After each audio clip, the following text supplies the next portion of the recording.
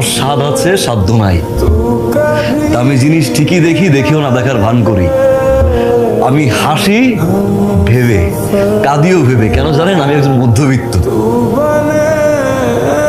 আমি যখন একটা শপিং মলে যাই, একটা দামি শার্ট দেখে আমার খুব ইচ্ছা করে যে আমি আমার বাবার জন্য কিনি। দামি একটা শাড়ি দেখে ইচ্ছা করে আমার মায়ের জন্য কিনি, আমার বউয়ের জন্য কিনি। কিন্তু কখন ইচ্ছা করে না মামা নিজের জন্য কিনি। আধুনিকতার ছোঁয়া কিন্তু আমার ভিতরে আছে মামা, কিন্তু ভুলে যাই। কেন জানেন?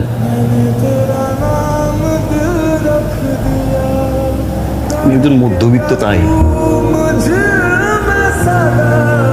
মা বিশ্বাস করেন, আমার অফিসের কষ্ট, বসের ঝাড়ি, বাসার প্রেশার, আমার সকাল থেকে শুরু করে রাত পর্যন্ত নানান রকমের টেনশন, আমার কখনো কোনো সময় খারাপ লাগতো না। কেন জানেন? যখন আমি ঘরে ঢুকতাম, আমি যখন দেখতাম যে আমার বাবা সে সুস্থ অবস্থায় পত্রিকা পড়ছে, আমার মা ওষুধের বক্স থেকে ওষুধ খাচ্ছে, আমার বাবার সাথে গল্প করছে, আমার ছোট বোনটা পড়ছে, আমার বউটা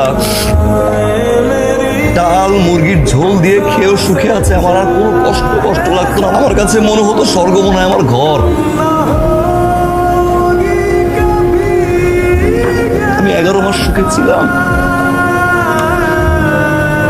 আমি 11 মাস শান্তিতে ছিলাম। কিন্তু এখন সুখে নাই,